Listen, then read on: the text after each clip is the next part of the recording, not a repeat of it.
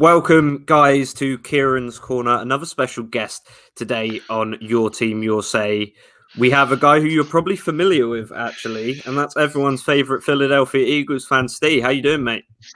Yeah, good, mate. Good. Excited to talk the birds for an hour. So, let's get into it. Obviously, being a Patriots fan, you are kind of our mortal enemies a little bit, but we can get into the Philly and stuff in a little bit. But without further ado, Kick it and go. We'll slip on, spin, move, in zone, go. Off the sideline, a touchdown, I put on the show. Kick it and go. I had to kick off and go. Kick it and go. I had to kick off and go. We'll slip on, spin, move, in zone, go. Off the sideline, a touchdown, I put on the show. Kick it and go. I had to kick off and go. welcome, Steve. Thanks for coming on. A team that controversial, I'm going to say, in recent years. But let's start where we always start in Kieran's Corner, and that's off-season last year. There were a lot of questions being asked about Carson Wentz. Still, there are a lot of issues going on with the team.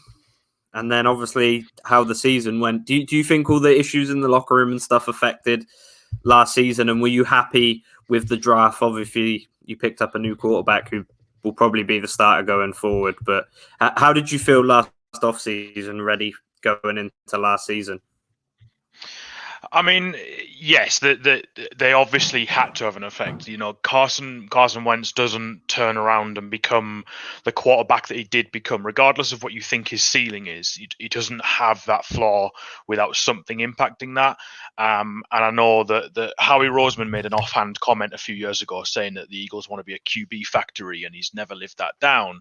And I understand sort of why they picked Hurts. I get it. Like he's a young rookie, and having a young backup quarterback is good so that you don't have to keep signing a veteran every year. So I get why they did it, but a second round pick on a guy, take a flyer on a 6th or a 7th round. Don't spend a second round pick on a guy. So it had to have upset the apple cart, and I think things, as soon as it happened, like the reaction around the fan base and around the people that cover the team that I follow sort of week in, week out, was just a case of no one saw this coming. No one. And, regardless of Hurts' ability as a quarterback, and regardless of what you think of Jalen Hurts, Carson Wentz has got to be sitting there thinking, well, why don't you trust me? Why are you spending a second round pick on me? The Cowboys don't go out and pick a second round quarterback to back up Dak. The Seahawks don't go out and pick a second round quarterback to back up Russell Wilson. Those types of situations. So it had to have forced the issue somehow, and it obviously affected him. There's a whole plethora of other things that have obviously impacted it, but it had to have affected the season, and it showed. It showed on the field. Carson Wentz was the worst quarterback in the league last year and was eventually benched in week 13 against the Packers. And I didn't think it would end the way it did. I'm an eternal optimist. I always will be, especially about the Eagles. And I never thought I would see Wentz play in a different jersey, certainly not this stage in his career. And it's just sad, really. Like, how can you go from spending a first round pick and all the draft capital that came with it to get him, and then him not be playing for the team 5 seasons later? Like, how did it get to this point? That's what I don't understand as an Eagles fan. And you offered him the monster contract as well. And that, I think you were trying to get out from under that, honestly. But there's an issue that you're going to know better about from me, because I have insiders for a couple teams like the Patriots and stuff that I'm close to. So I don't know if you have maybe a little bit of better information than me, but supposedly there was a bit of a locker room struggle between Wentz and Peyton. And there was, kind of the owners were a little bit more attached to Carson. So they were maybe giving him a little bit more free reign and cutting him a little bit more slack than he should have been allowed. And then obviously Hurts. People forget that quarterbacking is 90% confidence. Like, if you're not confident, you're going to play bad. We've seen games where Peyton Manning, Tom Brady, and all these guys, they don't go out there with the utmost confidence and they don't perform. So given that you feel like the owners kind of cut him too much slack and that's where the trouble came from, or do you think it was a confidence thing after drafting Jalen Hurts? Well, I think first of all, First of all, I would say I don't blame them for paying him. Absolutely not. Like, he that season he had in 2017, which we'll come on to, was astounding before the injury, and he looked a good prospect coming out of college. I think when there was the first where there's Goff and Wentz on the board, and the Rams went up. Rams went up to number one and picked Goff. I actually think they picked the wrong quarterback. I think Wentz was better than Goff coming out of college, not by much, but I think he was. So I don't blame them for paying him. It was, and by all standards, it wasn't like a monster deal. It wasn't like a Pat Mahomes or a Dak Prescott deal. It wasn't. It was your average sort of going rate for a quarterback, and they got it done fairly early. And a lot of people praised them for that because it was, at that time you're getting paid early, and then it's done, it's finished, and then you can worry about the rest of the roster. And then it has to be attributed to them picking Hurts. Whilst I don't think they ever intended for Hurts to take over from Wentz, and I think their intentions were that he would back up Wentz, something obviously got to him. A screw was loose somewhere, or something has obviously clipped him. And I think it's a mixture of several things. And I think the Eagles are a team that are live and die on their line play, and I know most of the NFL, you have to have strong lines, especially the offensive line. But Howie Roseman is a GM who builds in the offensive line. You'll see that from the draft. They took Landon Dickerson in the second round. He's a guy that builds the offensive line to then not put so much on the pressure of the quarterback. And so when Brandon Brooks, all-pro guard, goes down with a torn Achilles, that's an issue. When the first-round pick Andre Dillard goes down with a torn bicep, that's another issue. That's two of your starting five linemen out. And then Lane Johnson, who's a four-time Pro Bowler, who's had niggling ankle injuries all season. That is going to put pressure on the quarterback. And I don't want to give him excuses, and I don't want to say it's not all of his fault, because some of the things that he was doing were definitely his fault. But that definitely affected him. The other thing with Carson Wentz is in the past he's shown the ability to play well with very, very limited weapons. We all saw that 2019 end of season playoff run where he won 4 games in a row, and I think the most notable wide receiver on the team was Greg Ward, who was a QB convert out of Texas, I think. Yeah. So, he proved in the past that he has the ability to drag what many have called deck chairs as wide receivers to the playoffs, and that 2019 run was astounding for him to do that. And then to come into 2020 and for his career to unravel the way it did in Philadelphia, I think the owners, and because of the money they'd invested in him, and because of Jeffrey Lurie, it sounds like he's wanting to take a bit more of a dabble in the football side of things, whereas he hasn't in the past. Recently, they obviously wanted him to play more because they don't want that investment to fall apart. I get that, but from what I understand, he would have been benched sooner had Doug Pederson had more of an ability to say, he's not playing well. We need to bring him out of this. And every week he started, every week I'd say, okay, right, we're going to see the good Carson now. We're going to see the Carson Wentz of old now. And I think there was a game against I think it was the Cowboys. It might have been the Giants in week 7, but definitely the Cowboys, where he actually played relatively well, not his 2017 standard, but relatively well. And I thought, okay, maybe we're starting to turn a corner here. And then after the bye week, we lost 27-17 to the Giants, and it was all back to the beginning again. And I think it's a mixture of all of it. And I think it all knocked his confidence. But what a lot of people close to the team, the guys that follow it, that have got much more knowledge than you and I, have said is that he just didn't take responsibility and accountability. He didn't come out and say, this is my issue. This is my problem. I need to get better. I need to do this. I need to do that. I'm holding my hands up. I'm what's playing bad. It just didn't sound like he ever wanted to do that. And Philadelphia, regardless of what you think of the team, is a tough market. It's it's the type of market where the fans get on the back. They throw snowballs at Santa. That's it's the type of market it is. It's a tough market to play in, and if you haven't got the balls to play in that market, you've got to go. You're not going to survive. And it looks like Carson Wentz just couldn't survive. So I think it is a mixture of both, but ultimately, when it got to the end of the season, the writing was on the wall. Yeah, I was going to say it must be hard playing for a city named after everyone's favorite spreadable cheese. But the weird thing with me with Carson, that 2017 season was so great, and everything he did looked great, and it was there was the hype around this might be the new guy in the league. This might be the new hot young quarterback. And then 2019 and 2020, his mechanics looked bad. His decision making looked bad. He was holding on to the ball way too long. He was trying to make hero plays, and it seemed odd. It felt like that should have been his rookie season. That should have been his first season. And then he should progress to what 2017 was. And it's odd that it went the other way. And it's funny you mentioned the responsibility thing, because if he's not taking responsibility for his actions, do you think that's then hurting him in camp? Because he doesn't think he has to get better at everything. And he doesn't think anything he's doing is wrong. So he's maybe not taking coaching as seriously. Yeah, absolutely, and it tells by the fact that he's been traded. You know, that if he truly wanted to stay on this team and improve and get over the season, he would have stayed. He would have stayed and he would have played, and start afresh this year. You got your line healthy again. You've got a new, obviously, depending on if Wentz hadn't been traded, the draft may have gone differently. But you've got a Heisman Trophy winner, wide receiver. You've got better weapons there.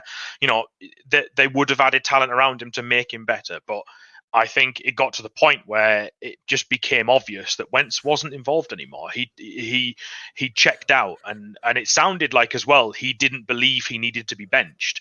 And when you look at his play at the time, he was leading the league in interceptions. I think he did finish with the most interceptions in the league, maybe beaten by one player, but from 12 and a half games rather than 11 and a half games, beg your pardon, rather than the full 16 slate. If you don't believe you need to be benched at that point, then how accountable are you holding yourself? I loved Carson Wentz, and it's so sad that he's not an Eagle anymore. And I really believed in coming out of college, and that 2017 season was fantastic. And I was exactly agree with you. There was flashes where it could have been like, oh, this could be the next. This could be the next big guy. A lot of comparisons to Big Ben. He's a big guy. He's 6'5". He's got that height. He's got that arm as well. And he did some of the throws he can make were insane. And it's just all gone. What happened? How did we get to this point? And the thing was, when you watched him play, especially in that 2017 season before he got hurt, so athletic. Some of the running plays he could make and some of the moves he could make outside of it was just ridiculous. And it's crazy to see that it's gone downhill like this. Like last year, you could see when he was throwing balls, you knew he was going to miss because of how he set his feet. He had this weird pigeon toe going on with his lead leg. And anyone who's teached a quarterback for more than a day knows that you can't be doing that. I've pointed out numerous times when I've worked with quarterbacks and they pigeon toe, they're never going to hit their target. And that's one of the first things I drill into young quarterbacks is, hey, your feet are one of the most important things you can get right for being a quarterback. So if you're not setting your feet correctly, you're not going to hit your target. But let's move on to the biggest issue that I think people are talking about with the Eagles this year, and that's actually Jalen Hurts, because he had flashes. Let's be honest, he had some great flashes, and on the ground, the kid's so athletic. How did you feel when he first made his appearance for the Eagles this season? I think when it got to that point in Week 14 against the Saints, when he was named the starter, I think at that stage everyone was ready for Hurts. It was like, right, let's just see what he can do. Let's see how good he is, because if he's amazing for 4 games, then that really throws a spanner in the works. And this is obviously before the talk of trading Carson came along, and when it was just literally going to be Wentz and Hurts, and when Hurts came in and he showed flashes, and he won his first game against the Saints as well, and against a Saints team that were vying to be a Super Bowl contender with Breeze in his final season, with all the stars that the Saints have. And he won against the Saints and played respectively for a rookie. And that was, initially you think, okay, well, Wentz is obviously having a dreadful season. We need to, get him, get him out of this season and see what we can do with the off season around him. But if he's not working, then we've got a guy here who could really be the answer. And I listen to Eagles pods all the time, and perhaps Eagles writers are a little bit biased, but one of them mentioned this week, actually, discussing Hurts, saying that if you take Lamar Jackson out of the equation, he's the best rushing quarterback in the league. That might be a bold claim, but I think he's got that ability with his feet. He's, regardless of his throwing ability, that's not in question here. It's with his feet. I think he is a real good talent, and is his college stats aside, he left Alabama to go elsewhere and try and get himself drafted higher, which obviously worked. The Eagles obviously picked up on him, and going into the 2021 season with Hurts under center, he's done a lot of the right things that make me think, okay, let's give this guy a chance. The 2021 season for me is a bit of a sort of free hit. Like, let's see what Jalen Hurts has got in the locker. I'm not prepared to sort of drill him for his 1-3 record and his touchdown to interception ratio, because that Eagles team was bad. By week 4 they were bad, but by week 13, 14, 15 they were bad. There was injuries along both lines. The wide receivers core was shot. They had no weapons at all. It was just a bad team. And I think when you get to that point, in week 14 going in the Saints game, the Eagles are 3-8-1. If you're in that sort of team, that you already can't get to 500. You're already there. So I'm prepared to let him have that. I don't think it's his fault. I don't think you can put that on his shoulders. But this season, the Eagles have done everything to sort of say to him, okay, 2021, you're our guy. Barring something that out of the blue that I don't really expect, I think he will be the starter for week 1. And let's see what he can do. Let's see what he can do. If he drags the team to like 9-8 or 10-7, unlikely as that is, then that the Eagles have got someone they can rely on. But what is potentially more likely is that he doesn't do all that well, and then the Eagles have got to dip back into the market again. So yeah, I liked flashes of what I saw. I don't think he's a top 5 or 10 quarterback by no stretch, and I'm a big proponent of, if you want to win, you have to have a top 5 or at least top 10 quarterback. But the Eagles are in a rebuild. The cap's all over the place. There's a lot of veteran players that are going to be out the door in the next couple of years. So let's see what he can do. I was going to say, because Carson, that contract, the dead money from that is it's crazy, but it's the most in NFL history. Jesus, I didn't know it was that bad, but I know you're giving Jalen.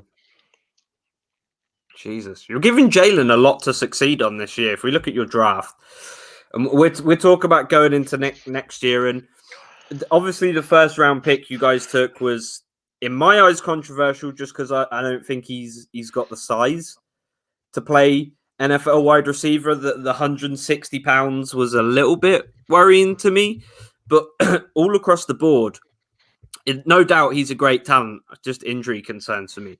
We look at the guys you picked up. You took Landon Dickerson, amazing center, Milton Williams, Zach McPherson, Kenneth Gainwell.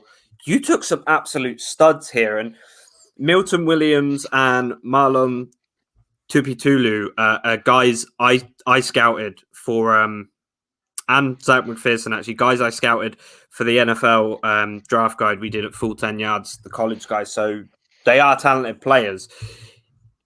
Are you happy with the picks that you got this year? The only thing I would say is that I'm a bit sort of perplexed as to why we didn't take an outside corner higher, because as much as I've heard good things about Zach McPherson, it sounds like he's more of a slot guy, and he's a bit undersized as well. So when it came to round 2, I really thought the Eagles were going to go someone like Asante Samuel Jr., someone like that, like an outside corner that could really, help with that secondary, because outside of the line, the Eagles have got a real poor back seven. They picked up a really good signing with Anthony Harris from the Vikings, but apart from him, the secondary is pretty weak. They are a Darius Slay injury away from having to play 3 relative unknowns at cornerback. So that surprises me. They could still pick up a guy in free agency to do that, but that surprises me. But apart from that, I'm pretty pleased. Like, obviously Devonta Smith's got questions about his size, but I don't think he ever got injured at college. If he did, it was very minimal, and he's a ball magnet. Like, he doesn't drop the ball either, which is something the Eagles just need. They need someone that can just catch the ball. They've had real problems with drops in the last few seasons. Landon Dickerson, his injury history made him questionable, and a lot of people would say he's too high because of the injuries. He's had 2 separate ACL tears on each knee, one on each knee. So that's a question. But he's already been participating in rookie minicamp, so it looks like he might be okay. So if he can stay healthy, he's a steal, from what I'm told. I don't follow college as much as you guys do, but I've read good things about Milton Williams' size. Production aside, I certainly won't compare him production wise to him, but size-wise, apparently draws comparisons to Aaron Donald. Again, putting the production aside, I'm not saying he's going to be the next Aaron Donald, but size-wise, and I think I've seen videos of him benching 500 pounds, so that's always nice. And Kenny Gainwell as well. That was a really, really cool pickup. A lot of the college guys said that was a bit of a steal in the 5th round. He's a real gadget guy out of Memphis. They like to produce that type of running back, and that could really help in the running back pass catching game, which Miles Sanders seems to lack. And again, I follow LSU loosely. I'm not nowhere near as much as you, and Jacoby Stevens could be a bit of a sort of special teams guy and could help there. So yeah, I think overall, I think the Eagles had a pretty good draft. I've seen sort of plenty of sort of B's thrown around in terms of grading, but I'm sure you could probably give me a better rundown as you're a draft analyst for Full 10. Yeah, well, some of the things about guys like Milton Williams is you especially with these defensive tackle guys, never look at their production. Look at the production of their edge guys. That's where it really sets them apart. If we look at, for example, Washington, who, in my opinion, have the best defensive line in the league. Now you look at the production from Chase Young and Montez Sweat because of guys like Daron Payne in the middle. I think Milton Williams can really bring that for you guys when you have guys coming off the edge and stuff. And I just think he's going to create a whole lot of disruption. And obviously, Jacoby Stevens, I'm diehard Tigers fan. I bleed purple and gold. So seeing him on an NFL roster, I'm surprised it took him to round 6, but he's a great safety. Look, we're called DBU for a reason.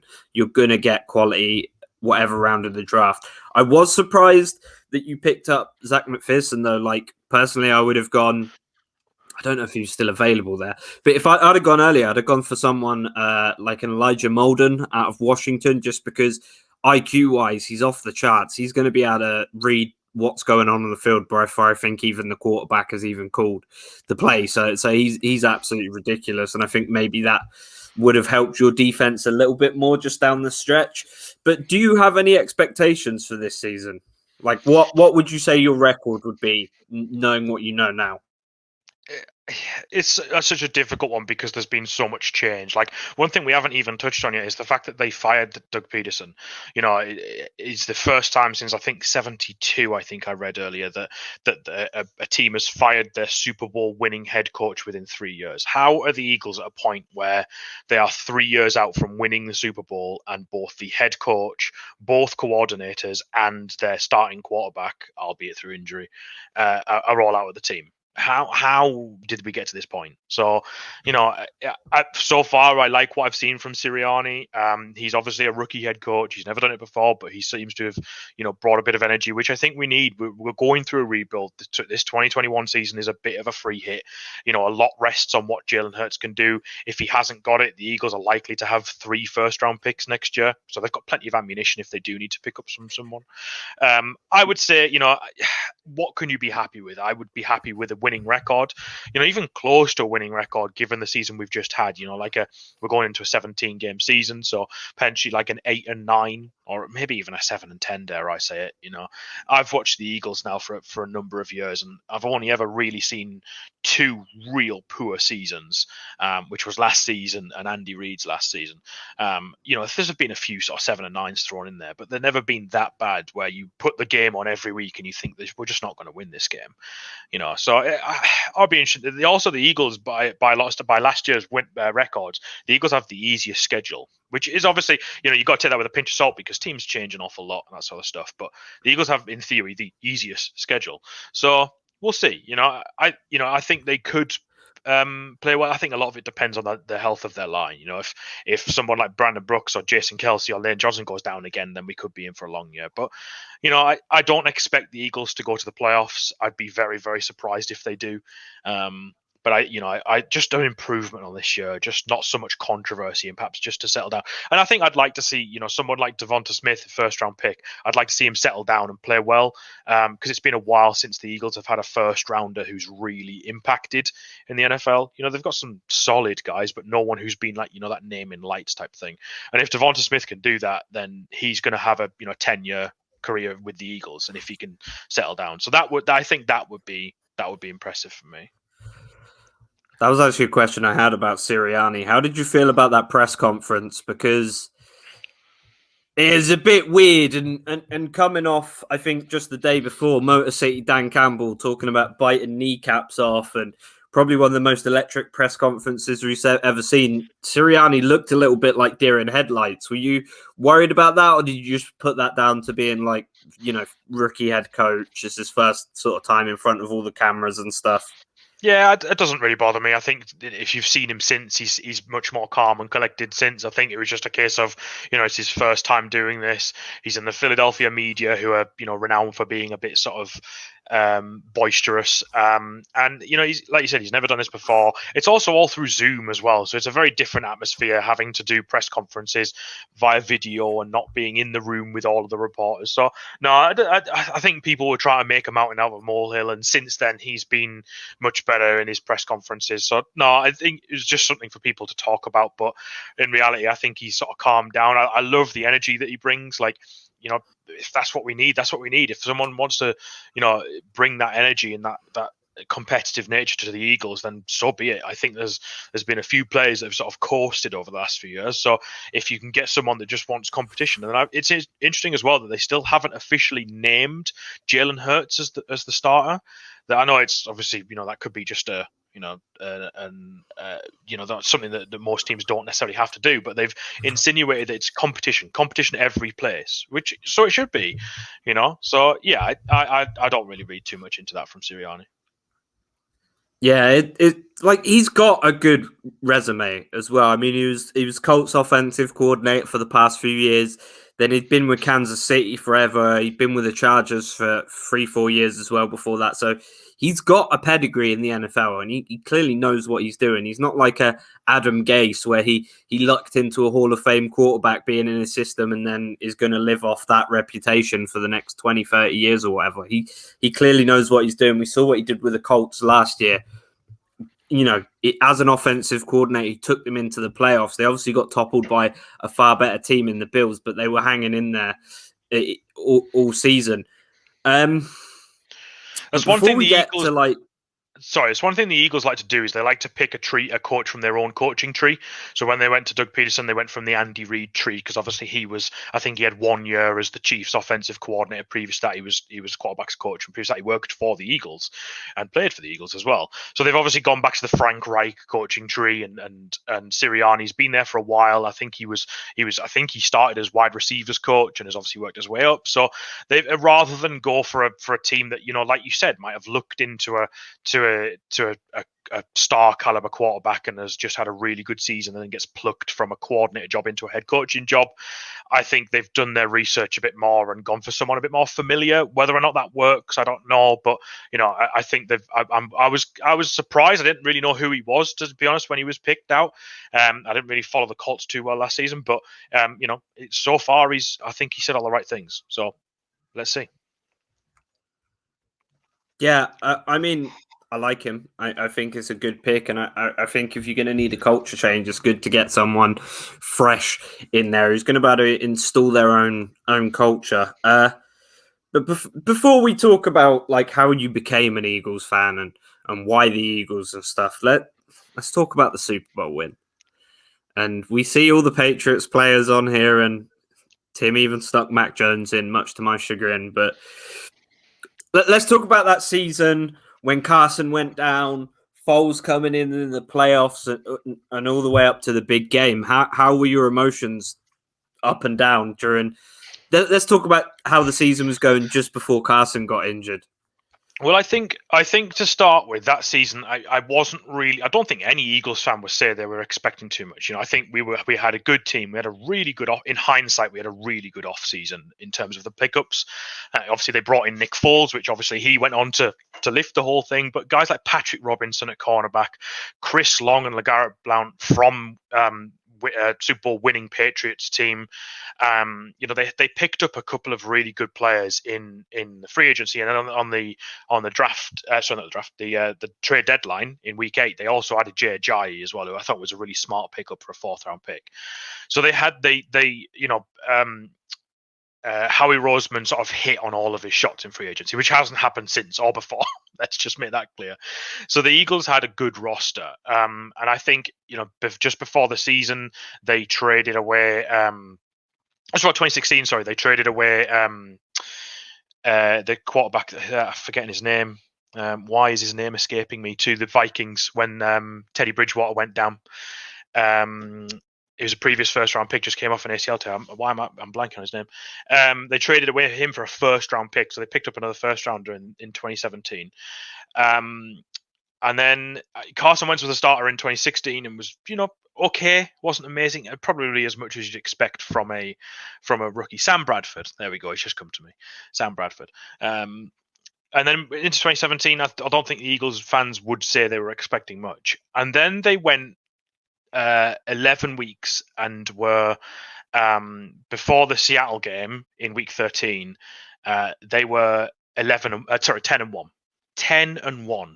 That was stunning. Like, for a while, they were the best team in the NFL by I think a couple of games. They were stunning a lot of people. I don't think anyone really had them as like the standout, sort of Super Bowl contenders. And I think it just got better week by week. They looked confident every single week. They went into every single game and there wasn't a game where I didn't think they could win. They put 50 points up on the Broncos. They just looked dominant, and everyone was playing well. Zach Ertz was on fire. Torrey Smith really helped as a deep threat. Alshon Jeffrey, who needed to prove himself after his stint at the Bears, was exceptional. And the defense played well. And then week 14 came and Wentz goes down against the Rams, and there was a question over his knee injury. What was amazing about that is he stayed in the game and he threw a touchdown pass to Jeffrey before he came out and went into the locker room, which is just stunning on a torn ACL. Stunning. And I remember watching the press conference because it was no one really knew. There was fears, but no one knew until Doug Pederson had his press conference like 2 days later. And but as he was walking up to the podium, someone asked him, and as he got to the podium, he went, "Yeah, torn ACL."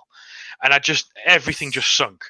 Everything just sunk, and I was like, "Oh, like he was the driving force behind that team, and he takes them to 11-2, and including a massive game against the Rams, which Foles came in and finished off." And I just thought, like, how can we come so close and yet be so far now? And Foles comes in and does a pretty good job of steering the team. He's not by no means lights out at that stage, but he comes in and the Eagles clinch the number 1 seed. And I think, okay.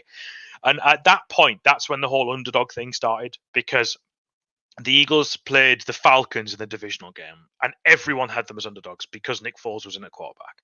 Everyone.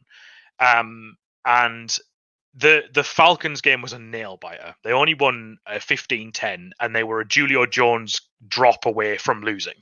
Julio probably should have caught that ball. Great play by Jalen Mills, ex-LSU. And then the Vikings game, again, despite the fact that they all played at Philadelphia because Philly was the number 1 seed, the Vikings game came around, and I stayed up to watch it, which was like 1:30 in the morning over here in the UK. And I remember staying up to watch it and thinking, if we could just make the Super Bowl again, just getting there is hard enough in itself.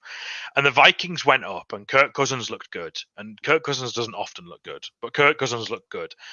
And I was like, oh no, oh God, here we go. Here's the collapse. And then Patrick Robinson made that interception and returned it for a touchdown. And then that was it. The Eagles went on and put up, I think, 38 points to 7. And that was it. And that point, I knew this is a good team. Regardless of who's at quarterback, this is a good team. And that whole 2 weeks leading up to the Super Bowl, everyone had written them off because how could Nick Foles beat Tom Brady? How could he do that? There's no way Nick Foles could do that, regardless of whatever he'd done in the couple of weeks leading up to it. And I've watched the game back a few times. Brady's weakness is kind of goofy looking guys, I think. If you get a quarterback in there who looks a bit like a goober, I think that's Brady's weakness. We've seen it with the Mannings. And what I love about the fact that the Eagles did it was that they got over the hill, because several teams have been and tried against not only the Patriots but Brady. Look, the year before, the Falcons were, everyone remembers a 28-3 scoreline, and the Falcons screwed it up and the Patriots won. The year after, the Rams went and they couldn't score any points. Say what you will about Jared Goff and that team and how they should have really won, but they just couldn't score any points, and the Patriots win it again. And then Brady goes to Tampa Bay, and even the Kansas City Chiefs can't beat him. One of the best offenses ever created, and they can't even beat him. That's what I love. And that's, if the Eagles don't win the Super Bowl again for another 20 years, we will always have that as fans, that they were able to get one over on Brady eventually. And that game, and what was great about that Super Bowl as well is it was such a good game. It was such a back and forth, constantly I think there was something like 1,100 yards. Like, Tom Brady now holds the record for the most yards thrown in a game by a losing quarterback. It was something like, he threw something like 600 yards. It was insane. It was just most yards by any quarterback in a Super Bowl. Yeah, there you go. Like 500 something yards. Yeah, that was an astonishing stat, and it was just so back and forth that I couldn't tell what was going to happen. And then the strip sack. And then Brandon, of all players as well, Brandon Graham, the Eagles stalwart, the guy that's been there since 2010, the guy that lives and breeds, Philly green, strip sacks him. And that was just such a poetic way for the Eagles to win. And if they were going to do it, that was the guy that did it. And the Eagles defense that night was dreadful. The Patriots defense wasn't much better, but the Eagles defense was dreadful. And that's why the Patriots put up 33 points. And usually 33 points should probably be enough to win a Super Bowl. But the Eagles offense was unreal that night. Alshon Jeffrey had the game of his life. Zach Ertz was excellent. LeGarrette Blount, I think he was an underrated part of that team. He's such a battering ram, and he was so good in short yardage situations, and I just don't think you could handle him. I don't think the Patriots had an answer for him. And everyone just slotted into place, and it all lined up. And I've never seen a season like it. I don't think I ever will. And before we get on to, obviously, Jason Kelce at the parade and the Philly, let's talk about that. How did that feel when you saw that play happen? I was on my phone. Obviously, there was a timeout before the play happened, and I was on my phone. I think I just refreshed Twitter, and I tried to stay off my phone because over here in the UK we watched it on a stream, because I like to watch the American streams because you get all the commercials and it's great. So the stream is naturally about sort of 30-45 seconds behind live time. So if I'm refreshing Twitter, all the analysts and the pundits that are all there will see it happen before I will. So I refreshed and I saw someone, I think it might have been Jimmy Kempski, an Eagles writer, and he just tweeted, "Oh my God." So I instantly put my phone down and I was just like, right, okay, I don't want to know anything more about what's about to happen. And then as they lined up and Nick Foles moves out to the right, to the running, almost to the running back position, I was like, what's happening here? And then it all just happened so fast. And what made it so incredible was that the Patriots tried it early in the game and Tom Brady dropped it. And that's what will make it, and everyone forgets that, but that's what makes it so much sweeter, is the fact that it was a fourth down. The Eagles needed to score, and Nick Foles ended up wide open in the end zone. Great throw from Dre Burton, who was apparently a quarterback at high school. But, Nick Foles was wide open in the end zone. And he's still apparently to this day He played basketball at school. He's got hands. He's got hands, yeah. And he's the only quarterback ever to catch a pass in the Super Bowl. Only one. Which again is an astonishing stat. Huh. And yeah, because obviously that in a Super Bowl you're not going to be throwing to your quarterback, and there's all kinds of videos of it, and I think the NFL films have done like a big thing on it. And what I love about that play was, if you've watched it since, Foles actually goes up to Pederson and says, "Do you want Philly?" And Pederson sort of pauses for a second, and just goes, Yeah, okay, let's do it. Let's do it. If we're gonna play this way, let's live and die by our being aggressive. And that's what Pederson was always really good at. He was always really good at being aggressive. And he did it, and it worked. And it will forever be probably the best play in Super Bowl history. And that set the tone, I think, for the rest. And I think the Eagles went in up at the half 22-13, I think, something like that. And that was the last score in the first half. And yeah, from there you sort of something was different. So the Eagles were not going to get bowled over. There was no way this was going to be like a 40-7 game. This wasn't going to be a Broncos Panthers Super Bowl. This was going to be a good one. And I think it is actually has been the best Super Bowl of recent years, regardless of who was involved. And I'm going to bring up my conspiracy theory because I've talked about it before. And you will be less receptive to this than maybe other fan bases, but how do you respond to the conspiracy theory that Bill Belichick threw the game because of the whole Garoppolo trade, where he wanted to trade Brady, and then minutes before the game, he takes out our number one corner, and then if the film is correct, Brady and the offensive coordinator are actually calling most of the plays, and Bill wasn't calling plays on defense ever. Supposedly, he threw the game as like a middle finger to Kraft. That's why he took out Butler, and supposedly he just let Brady fucking go with it on the field. Do you give any credit to those rumors at all, or do you think that's just hearsay? I mean, I'm not a conspiracy theorist anyway, but I think if that were to be true, what has he really achieved from that? Because the Patriots have won 7 Super Bowls, or 6 or 7. You lose count of how many they've won, and they won it the year before, 6, and they won it the year after. Like what have they really achieved from that? And also, they were in it until the end. They were in it right until the end. And had Brady have not been strip sacked and they'd gone down the other end, it would have been then they would have gone up 38-33 with minutes left on the clock. So I think they literally were a strip sack away from winning that game. They probably would have gone down the field and scored. So, I think that's perhaps something that Patriots fans tell themselves to feel a bit better about the fact that they lost to the Eagles. And I think the Eagles, I don't buy that at all. I don't buy that at all. If he threw the Super Bowl, why would he have even got there in the first place? You don't just throw a season when you get to the winning game. No, I don't buy that at all. Yeah, just supposedly, I know people throw it out. It was sort of like a look what I can do if I want sort of thing. But Yeah. Let's get to my favorite part. A moment that I got goosebumps from Jason Kelce coming out in the mummer's costume in the parade. And even now, there's a few moments in football where I get goosebumps and where I get emotional. And like whenever I watch Joe Burrow's Heisman speech, I cry. And whenever I watch like certain players give speeches, I get goosebumps. Michael Jordan's like Hall of Fame speech, Vanessa Bryant talking about Kobe recently, and Jason Kelce, his speech at the Super Bowl parade gave me goosebumps. How did it feel to you watching that as a Philadelphia fan? I mean, the fact that he was in the costume was just perfect. It's just Jason Kelce all over. And he gave a 7-minute speech, on the steps of, at the summit of central Philadelphia. And his voice was gone, and he was still screaming into the microphone. And I think it just summed up how much that city had been bereft of a winning football team. They got close in 2005 and have never really come close since.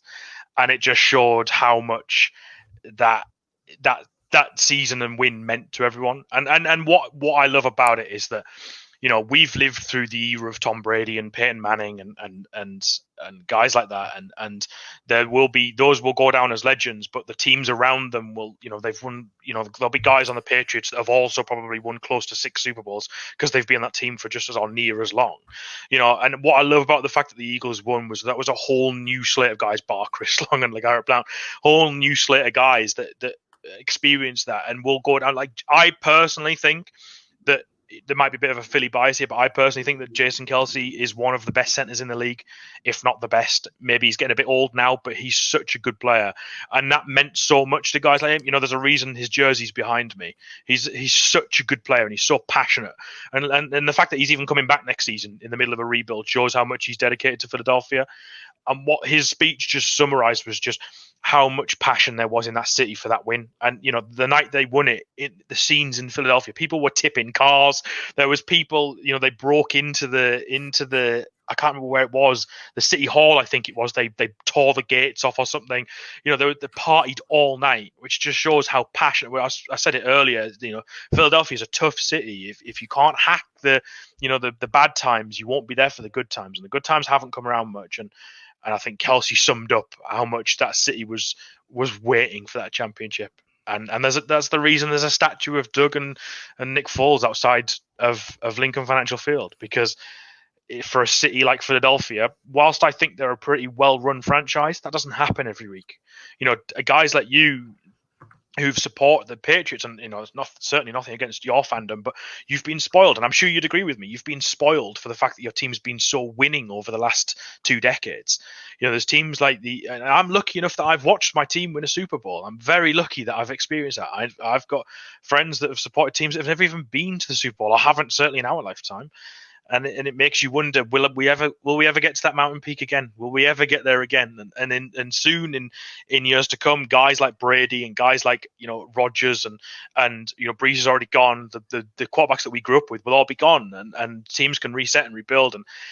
And yeah, I never expected it to see it so soon, but Kelce summarized exactly how Eagles fans were feeling, I think. Yeah, it was beautiful to watch, and it couldn't have happened to a greater guy. We see, obviously, his brother Travis gets all the spotlight, but both guys came out of Cincinnati, were never handed a thing, worked their asses off to make it to the league. So I was actually really happy for him. So, Steve, you got to tell me how you became an Eagles fan, because this is an interesting question I ask a lot of people, is how they became a fan of their team. And we've heard a lot of answers from Kieran becoming a Green Bay Packers fan because of his Irish heritage and the green uniforms, or someone like, I think it was Tom last week who talked to us about how he became a Cardinals fan because they drafted him in Madden. So how did you become a Philly Eagles fan? So, I first became aware of sort of American football around sort of 2004, 2005. I would have been sort of 12, 13 at the time. And I think my friend who I grew up with got an American football for Christmas, just a smaller ball so we were throwing that around, and I sort of vaguely became aware of the game. And I asked my dad that year to record the Super Bowl, because back then we're talking Channel 4 late nights, Channel 5, and it didn't have the big Sky Sports following that it does now. Like you couldn't get it very, very many places. There certainly wasn't the whole slate of 6 p.m. and 9 p.m. games on a Sunday night. And Channel 5 certainly has its reputation in the UK. Exactly. And it was, it was like there might be one late night game a week or 2 a week, and that's what it was like. So I asked my dad to record the Super Bowl for me, which obviously in the UK is like 12:30 a.m. kickoff. So he recorded it for me back when VCRs were a thing. And that year it was the Patriots-Eagles Super Bowl. It's funny we're doing this because the Patriots and Eagles history sort of intertwines a lot with my following of the team. We're 1-1 right now, so exactly. Maybe we can get a future matchup. Hurts versus Jones, maybe, former teamates. Exactly. Former Alabama matchup in the Super Bowl. Poetic. Might be fun. So I watched that Super Bowl, the Patriots Eagles, and at the time I knew that the Patriots were good. That was in the middle of I think they won 3 in 4 years, and I think it was the third of the 3 they won. And Brady had become a little bit more established by that point. It was his third. I think it was his third win.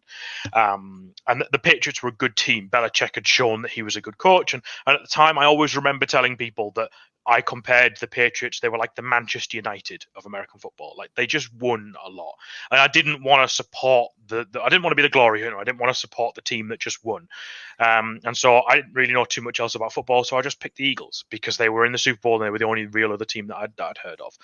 The Donovan McNabb years when he was quarterback with Andy Reid as head coach, and greats like Brian Dawkins and Brian Westbrook and guys like that. And for a few years it was difficult to follow because of the restrictions of availability on UK TV.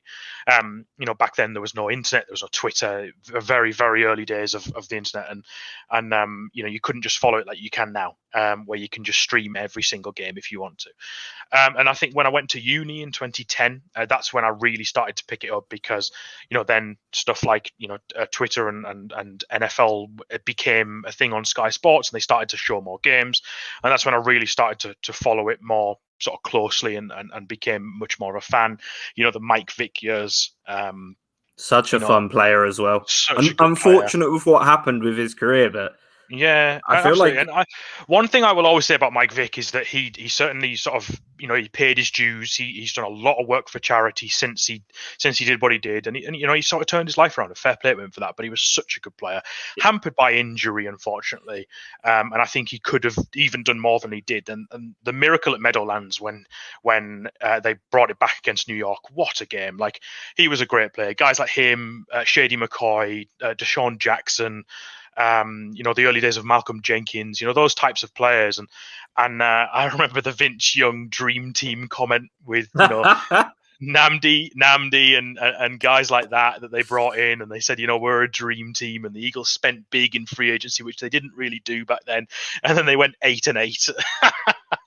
A lot of Eagles fans didn't live that down for a while. Sort of like the Cardinals past season, really. Yeah, exactly. And then I remember the Chip Kelly years, and I remember not really knowing too much about Chip Kelly when he came in 2013, but I remember that his Oregon offense ran this quick no huddle offense, which in college was sort of a thing that kind of happened quite a lot in the college game, but it wasn't a thing in the NFL. NFL was a bit slower. We see college trends jump over a lot. Remember around like 2011, 2012, where NFL coaches were obsessed with the Wildcat formation.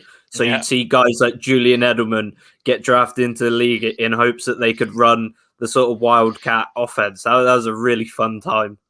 Yeah, exactly. And for a while it worked. Like it was revolutionary. Like he had the sort of players to play that style of game, and they were quick, and it was and defenses just didn't know what hit them, and it was really tough for them to sort of come around to that. But then when they gave Chip full personnel control and he trades away LaShawn McCoy, the star sort of franchise running back, for Kiko Alonso, the linebacker from Buffalo, and it was like, what are you doing? Like, how can you trade Shady? Like, come on, like, and I think that's when the sort of wheels started to fall off. And I've certainly been a much sort of a bigger fan over the last sort of 5 to 10 years because it's been easier to follow them. But I had the good fortune of seeing them at Wembley in 2018, the year after they won the Super Bowl, which I've spoken about before. But the chance to see them as Super Bowl champions, and see guys like Carson Wentz and Zach Ertz and Lane Johnson, Jason Kelsey, see all of those guys on the field. That was a real special moment. I've been to the States, I've seen Lincoln Financial Field, but I've never been over there in the regular season, so I've never had a chance to catch them in the States. But I would like to, if I can eventually. Yeah, I think. See, I'm blessed right now because the team that I, as LSU fans, we kind of have a soft spot for it at the moment, just because the amount of LSU talent they have on them is obviously the Cincinnati Bengals. The funniest thing about them is you could literally go to a bridge and watch their OTAs because they practice outside, and the bushes they've placed around the field and the trees and stuff, strategically placed that you can just about see the field from the stadium, but there's a bridge that goes to Kentucky, which is why we get jokes about Cincinnati being called Northern Kentucky, and the fact that their airport, the Cincinnati airport, isn't in Cincinnati, by the way, which is a fun fact. You land there and they're like, "Huh, welcome to Cincinnati," kind of. So you can go on the bridge and watch them do OTAs. So maybe if the Eagles have an outdoor practice facility, you could go visit by the stadium and potentially see them if it's not season time. Yeah, I'd love to get over there and see a game like actually in the stadium with all the proper Philly fans. You know, we've spoken about how passionate Philadelphia fans are. I think I'd love to see that, and I think my sort of fandom for the NFL has been sort of infectious around my friend group. We have a Super Bowl party every year now. We make a big weekend of it. Everyone's got their own team that they've sort of gravitated towards over the last sort of 5 years. So yeah, it's and the NFL has certainly become a much bigger thing in the UK. You know, I said like when I started following, you had the one sort of game on a Sunday night on Channel 5. Now every single game is televised. If you want it, you can buy Game Pass, you can find streams. Most of them are on Sky Sports. The Super Bowl is a massive week. There's all kinds of programming leading up to it. It's shown on 3 different UK TV stations on the night. So yeah, I love the fact that it's become a much wider sport and it's much more followed in the UK rather than being American football. It's become a much sort of more passionate game over here as well, which again just shows with that international series, there's more and more games coming over every year. And with the likes of the NFL Academy, we're finally seeing more Brits make it into the game. And obviously, we've got guys like Tyrese Johnson-Fisher who come over from, he might be going to LSU, he's been practicing there, I'm just saying. These guys who come over from rugby, we've got the Christian Wades at the Bills and Efe Obada, who's now at the Bills too, who's been in the NFL for a good few years. And it feels like with like Europe, but specifically the UK, is finally making its mark on the sport. Which leads me to a question that I do ask a lot of guests, especially British guests. How far do you think we are from seeing a London franchise or a British franchise? And if we did get them, would you sort of support them, or would they sort of take a backseat to the Eagles? I certainly wouldn't support them. I come from the school that you have a team, you follow that team through thick and thin. Like nothing should change that allegiance, no matter your geography, no matter which other teams might pop up around you. You have your team, and they are your team. The age-old saying is, if you don't support your dad's team or your local team, then why do you support that team? That's the sort of the mantra that I would live by. But I sort of think that if the NFL was going to expand to London, it probably would have happened already. Like the Jaguars for a long time were sort of flirting with the idea of it, and I feel like it got close, or at least it sounded like it did. Well, Shad Khan tried to buy Wembley. Yeah, exactly. He offered them £1 billion and said no. So then Tottenham built an NFL stadium. Yeah, exactly. And I think it's probably come and gone. I think that the toughest part is not only the logistics and the sort of the geographical sense, but if you had a franchise in the UK, would they literally just play their games here? Because one thing that often goes under the radar is, what about stuff like visas and work permits and such like? Because if you've got a bunch of guys that play for one team that's in the UK, do those guys live in the UK? Do they move there? So, if you're a 21-year-old guy that gets drafted out of college and gets to the UK team, do you move to England? Like, that's the type of thing that I was thinking about. Like, do they just train in somewhere on the East Coast and then they just fly over for their games? Well, this isn't talked about enough, but it's so easy to get a work permit if you're a professional athlete. True. Especially if you'll come into America, they have this thing. It was one of the visas I couldn't apply for, but would have been fun if I could. It's called Alien of Extraordinary Ability, and it's not ET. But if you are talented in a certain field and recognized as such, you can just go to America, and I'm sure the UK has something similar. Funny story, actually. A guy... So there's a channel on YouTube called the Slow Mo Guys, and it's a massive channel, and it's just dudes doing stuff with I know the cameras that cost. Yeah, so Gav. The lead guy Gavin, he only started that channel so he could get an Alien of Extraordinary Ability visa to move to the United States to work for Rooster Teeth.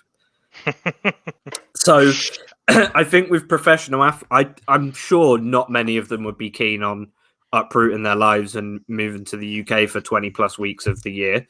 The travel thing never bothered me because, Hawaii is a very, they're not even mediocre, but they're just a college team and they have to travel 5,000 miles plus for certain games inside the US. And, New York to, you'd probably just have to block out 4 home games in a row. Yeah, or add more bye weeks just so they have a week to, because you don't want to play jet lagged. You'd be the worst. You got to feel for those West Coast teams that have got an away game in London, though. If you're like Seattle or LA or San Francisco, and you've got a flight to London, which is like a 12-hour flight, and the time difference and the jet lag, throw it all in there. Yeah, it's tough. I think I don't think it will. I think it was Tim you had on a few weeks ago, and he said I think it's more likely that we'd see a Canadian team first. I think that's probably a fair shout, like like a Toronto or a Vancouver or somewhere like that, because it feels like the CFL is probably somewhere where they'd expand to before London, but London seems to be hosting all of these games, and having been to one of them, you see a shirt from every single team. Like it's got a big following in the UK now. So if it did happen, I wouldn't be surprised, but I feel like there's a lot to be thought about, and I think it might just prove a bit too taxing. Yeah, and the NFL EU wasn't overly successful. I mean, the years it was operating, the NFL was hemorrhaging $30 million a year, which feels like a cost they could just eat up now. But at the time, 10, 15 years ago, even 20 years ago in some case, that's a lot of money. Yeah. So maybe they couldn't eat it up now. But I feel like with what we're seeing from the XFL and the CFL, with the potential merger and the fact that the CFL holds an international combine, so you've got players from... It's massive in so many countries. China, Japan, Austria, Germany, Italy. All of these places have professional teams, and it's starting to happen in the UK. And with this CFL draft, I think the NFL is going to have to... They're never going to lose their throne as the top football league. No. But they're going to have to potentially look at having like a G League sort of system, especially for players who straight out of high school maybe don't have the option to go to college or don't have the money to attend college, because some colleges aren't going to give out scholarships. So I don't know, man. It would be interesting to see if they did like a European league, but as a G League, you know what I mean? Like a minor league system. It does surprise me that there isn't an NFL version of what baseball has as the minor leagues, where they have single, double, and triple A ball. And it really surprises me that there's nothing like that officially affiliated to the NFL. Like, these, the Eagles. Every American sport has it. Exactly, and these teams could all have, triple A, double A, all these teams down where they could pluck players from, and I'm sure that's got its pros and its cons. But it feels like, why do they not have that? Surely then there could be more people involved in the sport at the highest level and more chances to make it to the highest level. Quite often in baseball, if you're drafted, you'll go and play, double and triple A ball for a few years before you even make it into the majors.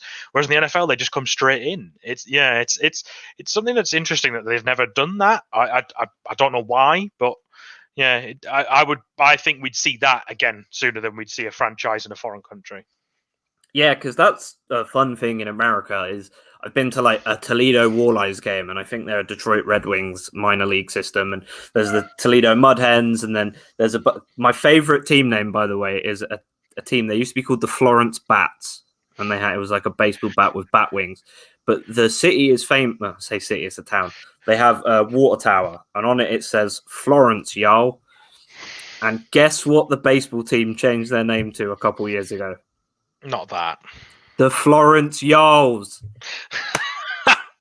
America does it. Like, literally, I had no idea, but me and my girlfriend were driving through Florence to meet some friends in Kentucky, and I saw the water tower, laughed, took a picture. Something I do every time, but how ridiculous it is. And we see a small baseball stadium, and I said, "Is that their team? Isn't that the Florence Bats?" And she was like, "I think they changed their name." So we drove up, and across the stadium it says Florence Y'alls, and it's the funniest fucking shit I've ever seen. Can you imagine if you get drafted by whatever affiliate team they are and they've got to go play for the Florence Y'alls? I could do it. I've been playing MLB The Show, and I thought I want to get drafted by the Reds, since that's my baseball team. And some of the minor league names, they've got like the Prairie Horses and the Chattanooga Lookouts. Are just some really weird names that they have over in American sports. But that's the thing. American sports is a lot more as much as obviously we see fallout from like San Diego moving to LA, or Cardinals have moved from St. Louis and Indianapolis, and there's been all these teams moving around. We don't see that in British sports, so it is actually quite interesting, because the last team that moved in the UK, I think, was MK Dons and AFC Wimbledon, and that was literally nearly the cause of riots, I think, when that happened. And that was because the club went into administration as well. I think the American system, they're built more on franchises rather than being like a community club. But then you look at some of the teams, there's some teams that haven't ever moved because they are like a sort of, they are the center post of that city or that place. There's teams out there that have never moved in their entire existence, but there's some that chop and change every year. So this is why it was such a shock when the Browns moved. Yeah, and for ages we didn't have an LA team, and now we've got two. Well, three to potentially. I know San Francisco's not exactly LA, but it's right there, and huge markets, and there's huge markets left that don't have a team, like St. Louis, and I mean Houston might as well not have a team, but you've got these huge untapped markets that don't have teams, like the state of Oregon.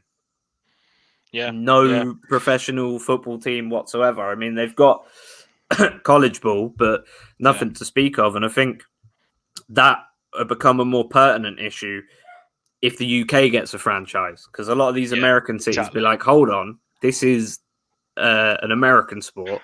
They'll ignore the fact that it was invented by Canadian and Scottish people, but they'll be like, hey, where's our team? So but I'm all for the NFL expanding, but I feel like a minor league system would be so much more beneficial, not only to players but also to like coaches. If you're like, you know what I mean, if you're a coach that kind of struggled in the NFL because you're thrown into the fire too quickly, I'm not going to say Adam Gase, but like a Cliff Kingsbury, who clearly is in way over his head because he's got a talent-packed roster but can barely break a 500 record. You send him down to the minor league where he's going to work with guys who are fresh out of high school or guys that couldn't quite make it in the NFL and then build back up. I think that would just be great for the ecosystem of football. Yeah.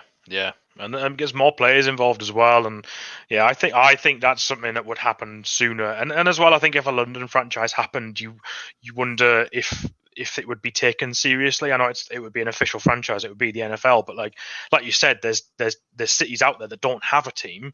Like San Diego doesn't have a team anymore, and yet London would have one. It seems a bit odd. Yeah.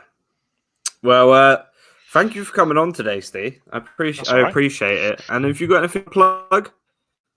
No, I think we are the Full 10 Yards guys are working on the season preview. I think that's about to start work now, so that's gonna, I think, be out before the season. So I'd imagine sort of August time, I think. So that's something we're working on for now. But no, apart from that, it's sort of the off season, is it? It's a bit quiet. It's the worst thing about the draft is the draft happens, everyone gets all excited about football again, and then you remember that it's the off season. Boring, isn't it? Yeah, nothing happens again until like end of August, early September, when it all comes around. But no, it's been fun chatting Philadelphia. I think I could have talked for hours and hours and hours about Carson Wentz and what happened there. But one thing I will say, one parting note I will say, and this is the hill that I will die on, in that 2017 season, until he got injured in that LA game when the Eagles were at that stage 11-2, he was MVP. He was the league MVP. And I will hear nothing else but that, because he would have agree with you. Had he have not got injured, the Eagles probably would have gone 14-2, maybe 13-3, because the last game they would have not rest all their starters. But that's the type of form that would win you MVP. So that is the hill that I will die on. Well, no, I agree with you. Same with Derek Carr the year before as well. But I appreciate you coming on, mate, and thank you everyone for joining us. Remember to check out full10yards.com. We've just launched a brand new redesigned website. It looks absolutely fantastic, and obviously you can see all our socials down below at Full 10 Yards on Twitter, Full 10 Yards on Facebook, Instagram, now TikTok as well, and YouTube. And I am the Himbo F10Y. You can catch me on Twitter shouting at Eagles fans and slowly infiltrating Bengals Twitter. But thank you guys for joining us, and we'll see you in the next one. Kick it and go. Kick it and go. With a stiff arm, spin move.